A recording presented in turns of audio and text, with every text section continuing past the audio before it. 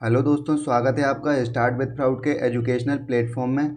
आज है 28 जुलाई 2020, यानी कि आज वर्ल्ड हेपेटाइटिस डे भी है।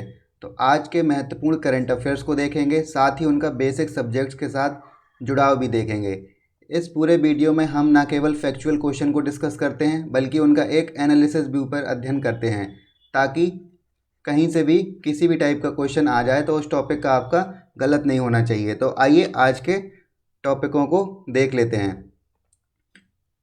आज हम डिस्कस करने वाले हैं भारत में जलवायु परिवर्तन की स्थिति के आकलन पर सर्वप्रथम रिपोर्ट जो जारी हुई है उसके बारे में। साथ ही साथ इस्तांबुल कन्वेंशन के बारे में जानेंगे और यह भी जानेंगे कि क्या यह कानूनी रूप से बाध्य है।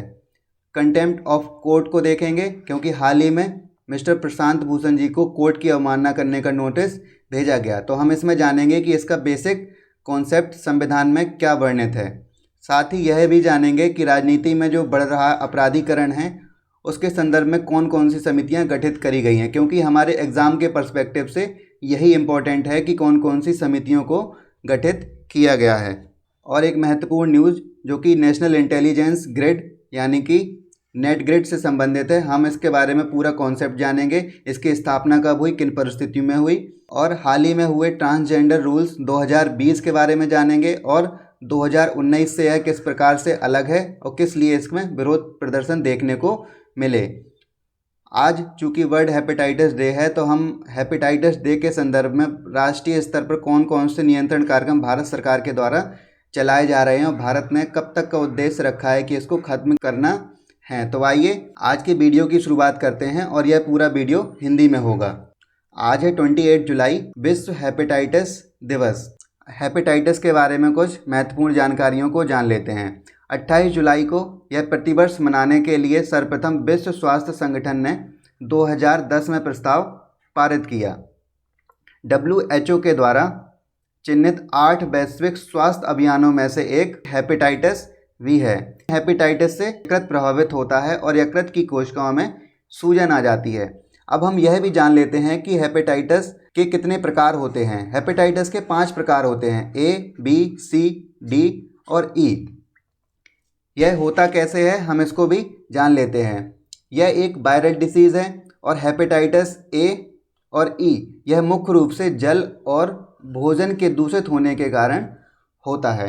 हेपेटाइटिस B और C यह रक्त के आदान प्रदान से होता है। हेपेटाइटिस B और C के कारण यकृत को स्थायी रूप से नुकसान हो सकता है। तो B और C काफ़ी ज़्यादा नुकसानदायक हैं। हेपेटाइटिस A और E कुछ समय बाद ठीक हो जाता है, मतलब इसमें ज़्यादा कोई प्रॉब्लम नहीं है। आइए हेपेटाइटिस से जुड़ी कुछ अन्य महत्वपूर्ण जानकारियों को जान लेते हैं।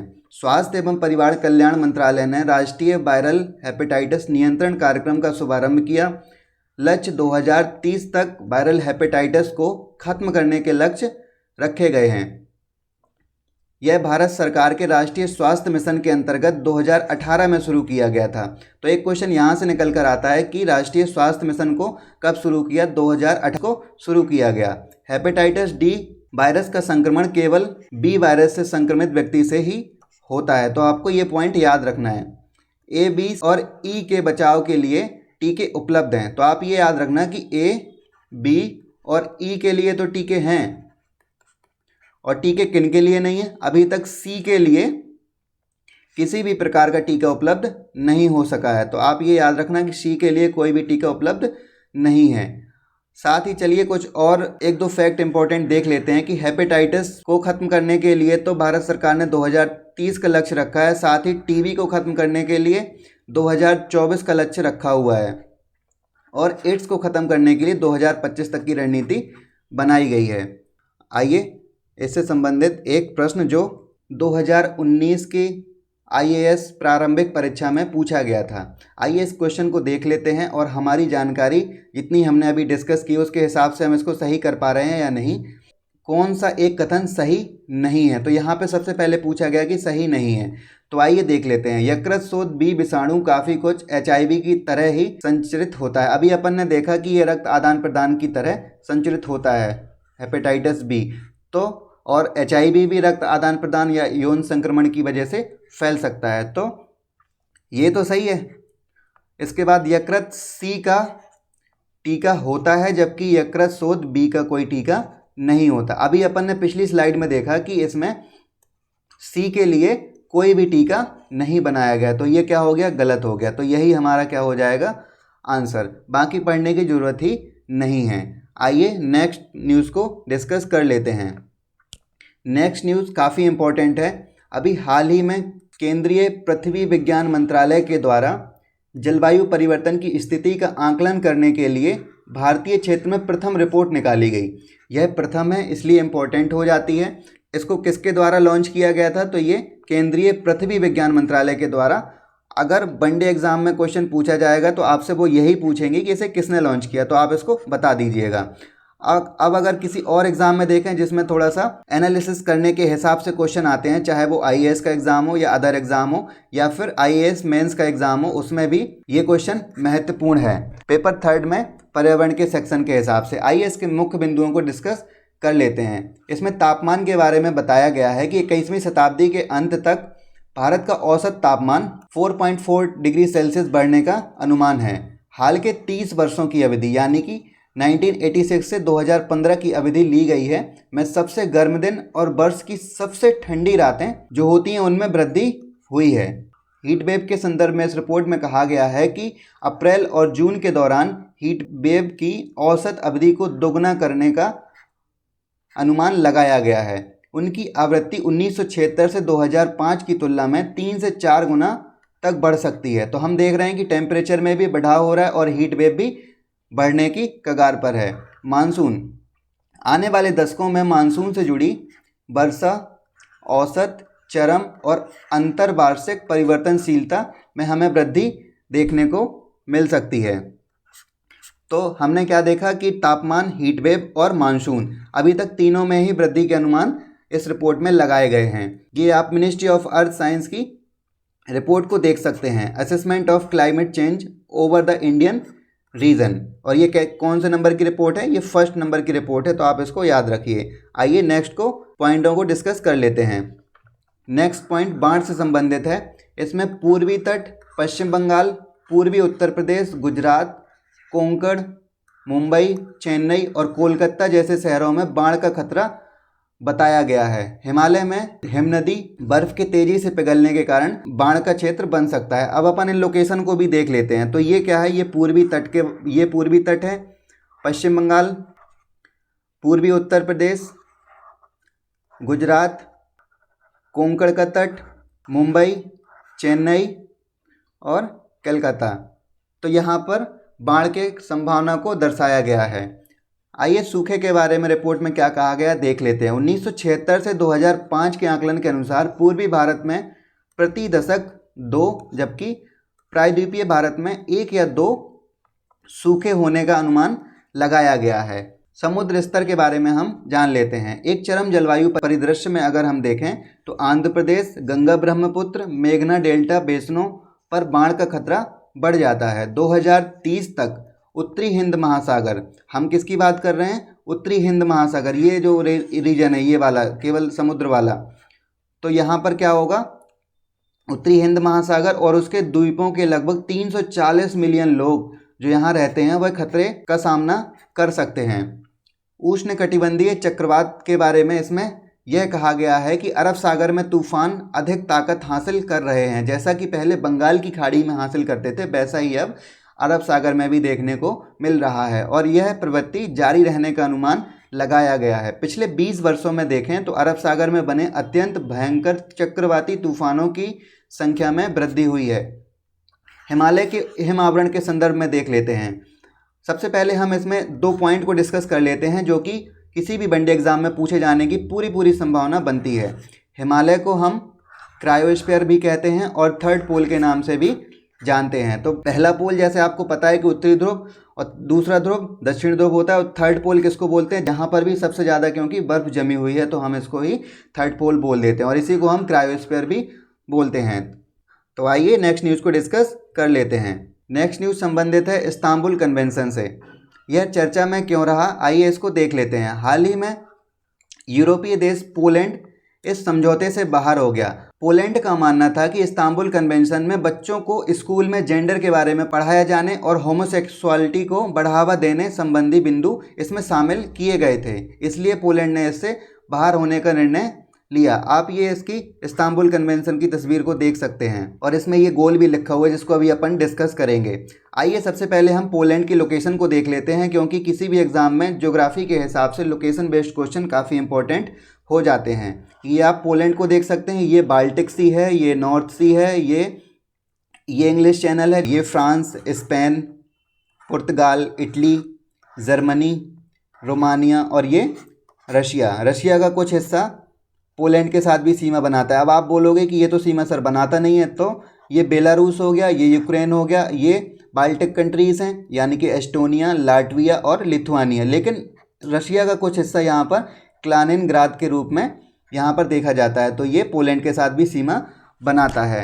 अब कुछ समुद्रों को भी डिस्कस कर लेते हैं। ये है ब्लैक सी, ये कैस्पियन सी और ये भूमध्य सागर, और यहाँ पर जिब्राल्टर संधि है, तो ये यूरोप और अफ्रीका को जोड़ने का काम करती है। तो आइए अपनी न्यूज़ की तरफ हम चलते हैं। यह कब बना? इसे यूरोप कन्वेंशन की परिषद के रूप में भी जाना जाता है। इसे अप्रैल 2011 को यूरोप कमेटी के द्वारा बनाया गया था। तो क्वेश्चन आपसे पूछ सकता है कि इसे कब बनाया गया, तो इसे 2011 में बनाया गया। इसके उद्देश्य क्या हैं? घरेलू हिंसा और महिलाओं के खिलाफ हो रहे अत्याचारों को रोकने, उनसे निपटने के लिए यह कार्य करता है। तो ओवरऑल अगर हम देखें तो महिलाओं के खिलाफ जो भी अत्याचार होते हैं उनको रोकने का ये काम करता है। कुछ अन्य संबंधित मुद्दों को भी यह देखता है कि बलात्कार, यौन उत्पीड़न, महिला यौन हिंसा जिसको हम फीमेल जेनिटल म्यूटिलेशन भी कहते हैं, के मुद्दों को डिस्कस करता है। साथ ही यह बाल विवाह को रोकने के लिए भी काम करता है। आइए इसके कुछ अन्य महत्वपूर्ण बिंदु को भी देख लेते हैं। यह संधि विश्व की पहली संधि है जो विश्व स्तर पर महिलाओं के खिलाफ हो रहे अत्याचारों के खिलाफ बात करती है।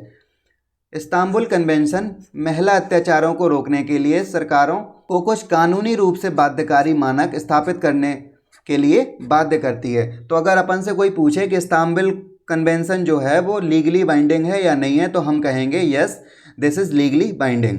2019 तक इसमें लगभग 45 देशों ने हस्ताक्षर कर दिए हैं। आइए इसके सदस्य देशों को हम मैप के थ्रू भी देख लेते हैं। ये जो आप ब्लू कलर में देख रहे हो ये इन कंट्रीज़ ने साइन किया हुआ है, और ये जो आप येलो कलर में देख रहे हो तो इन्होंने क्या किया है, इन्होंने इस संधि को रेटिफाई कर दिया है। रशिया को आप यहाँ पर देख सकते हैं कि इसने इसमें भाग नहीं लिया है। अब ये पोलैंड की न्यूज़ थी तो पोलैंड के बारे में देखते हैं। अब इसमें लिखा हुआ है कि ये रेटिफाइड है, लेकिन अब इसका ये मैप का कलर चेंज हो जाएगा। आइए नेक्स्ट न्यूज़ को डिस्कस कर लेते हैं। नेक्स्ट न्यूज़ संबंधित है कोर्ट की अवमानना, या इसको हम COC भी बोलते हैं, जैसे कि कंटेम्प्ट ऑफ कोर्ट। अब ये चर्चा में क्यों रहा? इसके चर्चा में रहने का कारण यह है कि हाल ही में एक वरिष्ठ न्यायाधीश प्रशांत भूषण के द्वारा कुछ ट्वीट कर दिए गए और जिनको कोर्ट ने अपनी अवमानना के रूप में समझा और उनको एक कंटेम्प्ट ऑफ कोर्ट का नोटिस भेज दिया। इसी के संदर्भ में हम देख लेते हैं कि अवमानना का सामान्य सिद्धांत क्या है। अवमानना का सामान्य सिद्धांत यह है कि व्यक्ति किसी निर्णय की तो आलोचना कर सकता है जो कि सुप्रीम कोर्ट के द्वारा या हाई कोर्ट्स के द्वारा दिए गए हों, लेकिन वह व्यक्तिगत रूप से किसी न्यायाधीश की आलोचना नहीं कर सकता। आइए कुछ और परीक्षा उपयोगी तथ्यों को देख लेते हैं, जैसे कि यह क्या है और यह कैसे काम करता है। न्यायालय का अवमानना अधिनियम 1971 कहता है कि किसी न्यायालय की गरिमा और उनके अधिकारों के प्रति अनादर प्रस्तुत करना ही कोर्ट ऑफ कंटेम्प्ट है। अवमानना को दो भागों में बांटा जा सकता है कि आप कैसे कैसे अवमानना को डिफाइन करेंगे। पहला सिविल और सेकंड आपराधिक। तो फर्स्ट सिविल अवमानना को हम देख लेते हैं। न्यायालय के किसी निर्णय, डिक्री, आदेश, रिट अथवा अन्य किसी प्रक्रिया की जानबूझकर की गई अवज्ञा या उल्लंघन करना न्यायालय की क्या कहलाता है?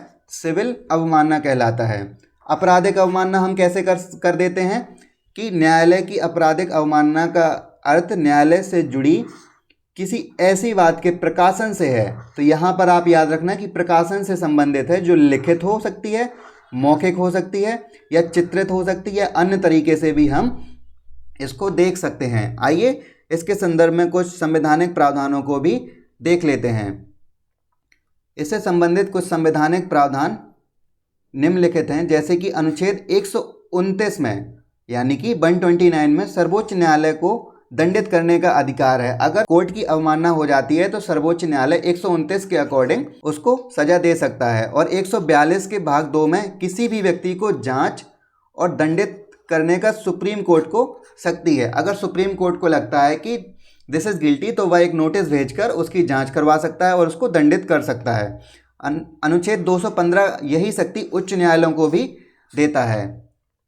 अब इसमें सजा का प्रावधान क्या है उसको भी हम देख लेते हैं। सुप्रीम कोर्ट और हाई कोर्ट की अदालतों की अवमानना करने के संबंध में दंड 6 महीने का साधारण कारावास और 2000 रुपये तक की जुर्माना या दोनों एक साथ हो सकती हैं। 1991 में सुप्रीम कोर्ट ने संपूर्ण भारत में अपना अधिकार क्षेत्र बताया कि हम किसी भी क्षेत्र में अगर सुप्रीम कोर्ट या हाई कोर्ट की अवमानना होती है तो हम कहीं भी नोटिस भेज सकते हैं। अब इससे संबंधित कुछ मुद्दों को भी देख लेते हैं। एक तरफ अनुच्छेद 19 जहां हमें बोलने और अभिव्यक्ति की स्वतंत्रता की आज़ादी देता है जो कि एक मौलिक अधिकार है, वहीं अनुच्छेद 129, 142 और 215 के माध्यम से उन पर अंकुश लगाने की भी बात होती है अगर हम कोर्ट की अवमानना कर देते हैं। परंतु न्यायिक अवमानना अधिनियम 1971 के द्वारा न्यायालय की कार्यप्रणाली के खिलाफ बात करने पर अंकुश लगा दिया गया है कि हमें न्यायालय की कार्यप्रणाली पर बातें नहीं करनी है। उनके डिसीजन को आप आलोचना या कुछ कर सकते हो, लेकिन व्यक्तिगत रूप से आप किसी पर कमेंट नहीं कर सकते। दोनों केस कंटेम्प्ट ऑफ कोर्ट से संबंधित हैं, इनको भी देख लेते हैं। हो सकता है किसी एग्जाम में ये पूछ लिया जाए। तो हीरालाल दीक्षित बनाम उत्तर प्रदेश राज्य 1954 और के दफ्तरी बनाम ओपी गुप्ता 1971 भी दोनों ही कंटेम्प्ट ऑफ कोर्ट से संबंधित हैं। आइए नेक्स्ट न्यूज़ को डिस्कस कर लेते हैं। नेक्स्ट न्यूज़ संबंधित है नेशनल इंटेलिजेंस ग्रिड से, यानी कि इसको हम नेट ग्रिड भी बोलते हैं। यह खबरों में क्यों रहा? नेशनल इंटेलिजेंस ग्रिड ने राष्ट्रीय अपराध रिकॉर्ड ब्यूरो के साथ चोरी के बहानों पर और एफआईआर तक केंद्रीयकृत ऑनलाइन डेटाबेस तक अपनी पहुंच सुनिश्चित करने के लिए एक समझौता किया। इन शॉर्ट हम कह सकते हैं कि जो चोरी के वाहन होते हैं और एफआईआर जो भी जितनी भी होती हैं उन पर पहुंच अपनी स्थापित करने के लिए एनसीआरबी के साथ नेट ग्रिड ने समझौता किया हुआ है। अब यह क्या है और किन परिस्थितियों में लाया गया? भारत में 26/11 के हमले के बाद यह देखा गया कि सूचनाओं का तो काफ़ी अभाव है। एक सूचना प्राप्त करने के लिए हमें यहाँ से वहाँ भागना पड़ता है, जिससे आतंकी गतिविधियों को रोकने में दिक्कत होती है। तब नेट ग्रिड को स्थापित किया गया और इसके द्वारा बिग डेटा एनालिटिक्स जैसी तकनीकों का उपयोग करते हुए डेटा को बड़ी मात्रा में अध्ययन किया जाएगा या इसको विश्लेषण किया जाएगा ताकि किसी व्यक्ति की संदिग्ध पहचान को सुनिश्चित किया जा सके।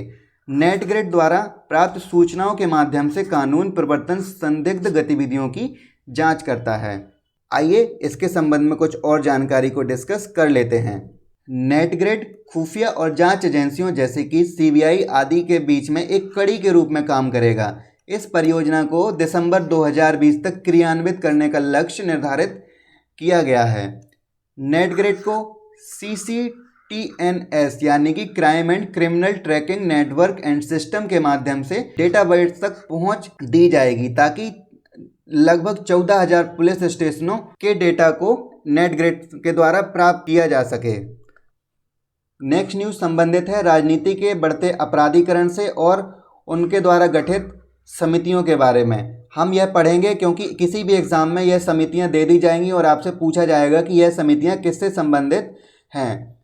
तो दिनेश गोस्वामी समिति जो कि 1999 में गठित हुई, यह चुनावी खर्च पर नियंत्रण, चंदे पर रोक, चुनावों में राज्य की भूमिका और इसके साथ ही चुनावों के अन्य पहलुओं जैसे कि प्रचार का समय, आयु सीमा और चुनाव आयोग के अधिकार आदि के संबंध में निगरानी और प्रावधानों की सिफारिश करती है। कौन सी समिति? दिनेश गोस्वामी समिति। नेक्स्ट समिति है बोहरा समिति। 1993 में ये आई है। बोहरा समिति ने राजनीति में बढ़ते अपराधीकरण और उनके राजनीतिक संरक्षण पर चिंता व्यक्त की है और इस समाधान के लिए विभिन्न अपराध नियंत्रण संस्थाओं जैसे कि सीबीआई, इनकम टैक्स और नारकोटिक्स डिपार्टमेंट की मदद लेने की सिफारिश की है। नेक्स्ट समिति संबंधित है राजनीति में भ्रष्टाचार और अफराद को कैसे कम किया जा सके। इसके लिए राज्य द्वारा चुनावी खर्च वहन किए जाने की सिफारिश की गई है कि चुनाव का जितना भी खर्च होगा वो एक लिमिट के स्तर पर राज्यों के द्वारा खर्च करने के लिए पार्टियों को दिया जाएगा। इसके लिए कौन सी समिति आई थी? इंद्रजीत गुप्ता समिति, जो कि 1998 में आई थी। विधि आयोग की 170वीं रिपोर्ट है, वह यह कहती है कि लोकसभा और विधानसभा के चुनावों को एक साथ कराया जाए। एमएन वेंकट चिलैया समिति 2000 और 2002 के बीच में आई थी। इसमें विधि आयोग, चुनाव आयोग और संविधान की समीक्षा के लिए राष्ट्रीय आयोग गठित करने की बात करी गई थी। तो ये काफ़ी इंपॉर्टेंट हो जाती है ये वाली समिति, क्योंकि इसमें विधि आयोग और चुनाव आयोग और संविधान की समीक्षा करने के लिए इसको गठित किया गया है। तो वेंकट चिलैया समिति आप याद रखिएगा। बांचू समिति, प्रत्यक्ष कर जांच समिति। बांचू समिति ने राजनीतिक चंदे के विनियमन के साथ राजनीतिक दलों की अन्य आर्थिक गतिविधियों पर अपनी रिपोर्ट जारी की। तो आप यहाँ से इन सारी समितियों को देख सकते हैं। इनसे एग्जाम में क्वेश्चन कैसे पूछे जा सकते हैं मैं आपको डिस्कस करा देता हूँ। यहाँ से या तो समिति का नाम दे दिया जाएगा और पूछा जाएगा कि यह किससे संबंधित थी, या फिर इनको क्रोनोलॉजिकल ऑर्डर में लगाने के लिए दे दिया जाएगा कि इसको डेट वाइज बढ़ते या घटते क्रम में लगाइए। आइए नेक्स्ट न्यूज़ को डिस्कस कर लेते हैं। नेक्स्ट न्यूज़ संबंधित है ट्रांसजेंडर व्यक्तियों के अधिकार का संरक्षण अधिनियम 2019 और इससे ही संबंधित रूल्स 2020 में जो लाए गए हैं उनसे संबंधित। जब 2019 में अधिनियम लाया गया तो इसका काफ़ी विरोध हुआ, क्योंकि इसमें एक बात बोली गई थी कि पहचान प्रमाण पत्र के लिए आवेदन करने के लिए ट्रांसजेंडर व्यक्ति के चिकित्सा परीक्षण किया जाएगा, जिसके कारण ट्रांसजेंडर समुदायों ने इसकी कड़ी आलोचना की। उसके बाद इसमें कुछ परिवर्तन किए गए, उनको हम देखेंगे। सबसे पहले यह देख लेते हैं कि इसकी शुरुआत भारत में कहाँ से होती है। सभी ट्रांसजेंडर व्यक्तियों को कानूनी मान्यता और उनके कल्याण के लिए शुरू किए गए सक्रिय उपायों को सुनिश्चित करने के लिए राष्ट्रीय विधि सेवा प्राधिकरण, जिसको हम शॉर्ट फॉर्म में नालसा भी बोल देते हैं, बनाम भारत सरकार मामले में सर्वोच्च न्यायालय के द्वारा दिए गए निर्देशों का यह परिणाम है कि ट्रांसजेंडरों को अधिकार दिए जाएं। तो आप ये नालसा को याद रखना। इसकी परिभाषा क्या दी गई है 2019 के अधिनियम में कि ट्रांसजेंडर कौन सा व्यक्ति हो सकता है। इसमें ट्रांसमैन, ट्रांस वुमेन, इंटरसेक्स भिन्नताओं और जेंडर जैसे कि क्वेयर समुदाय आते हैं। इसमें सामाजिक सांस्कृतिक पहचान वाले व्यक्ति जैसे कि किन्नर और हिजड़ों को भी शामिल किया गया है। तो हम देख लेते हैं कि ट्रांसजेंडर वह व्यक्ति होता है जो अपने जन्म से निर्धारित लिंग के विपरीत जीवन व्यतीत करता है। जब किसी व्यक्ति के जननांगों या मस्तिष्क का विकास उसके जन्म से निर्धारित लिंग के अनुरूप नहीं होता है, तब महिला यह महसूस करने लगती है कि वह पुरुष है और पुरुष यह महसूस करने लगता है कि वह महिला है। तो आइए कुछ और पॉइंट को जान लेते हैं। ट्रांसजेंडर एक्ट 2019 के अनुसार इसमें क्या क्या शामिल किया गया है। ट्रांसजेंडर व्यक्ति की सबसे पहले तो परिभाषा दी गई है, जो अपन ने पीछे डिस्कस कर ली। ट्रांसजेंडर व्यक्ति के विरुद्ध विभेद का प्रतिषेध करने की बात इसमें करी गई है। ऐसे व्यक्ति को उस रूप में मान्यता देने के लिए अधिकार प्रदत्त करने तथा स्वतः अनुभव की जाने वाली लिंग पहचान का अधिकार दिया जाएगा। अगर किसी व्यक्ति को लगता है कि वह लड़का है या लड़की है तो उसको उसी के आधार पर प्रमाण पत्र दे दिया जाए, ना कि चिकित्सीय परीक्षण करवाया जाए। इसी चिकित्सीय परीक्षण के प्रावधान के कारण ही इस बिल का बहुत ज़्यादा विरोध ट्रांसजेंडर समुदाय के द्वारा किया गया था। इसमें एक पहचान पत्र उनको जारी करने की बात करी गई। यह उपबंध करता है कि ट्रांसजेंडर व्यक्ति को किसी भी स्थापना में, चाहे वो नियोजन हो, भर्ती हो, प्रोन्नति हो या अन्य संबंधित मुद्दों के विषय में विभेद का सामना ना करना पड़े।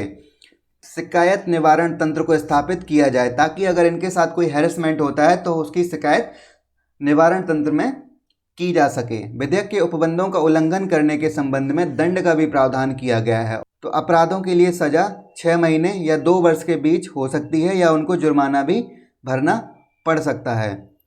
अब सबसे महत्वपूर्ण जो इस बिल में प्रावधान है वो ये है, इससे इम्पोर्टेंट क्वेश्चन किसी भी एग्जाम में निकलकर सामने आएगा, जो कि है ट्रांसजेंडर राष्ट्रीय परिषद यानी कि NCT।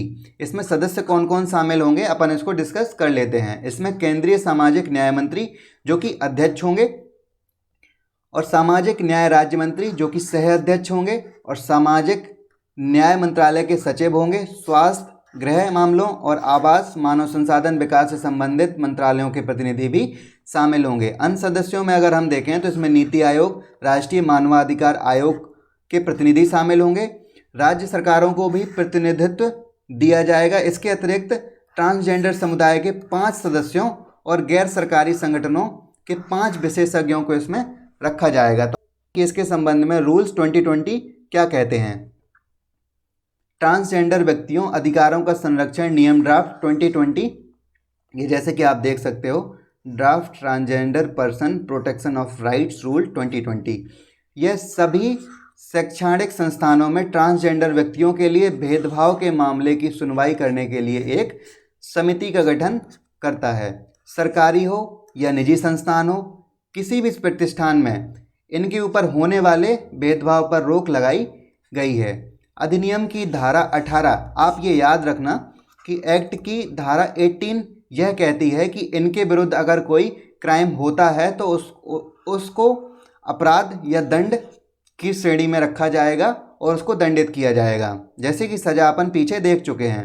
राज्य सरकारें ट्रांसजेंडर व्यक्तियों के खिलाफ अपराधों के मामलों की निगरानी करने और अधिनियम की धारा 18 को लागू करने के लिए जिला मजिस्ट्रेट और डीजीपी के तहत एक ट्रांसजेंडर संरक्षण सेल का गठन करेगी।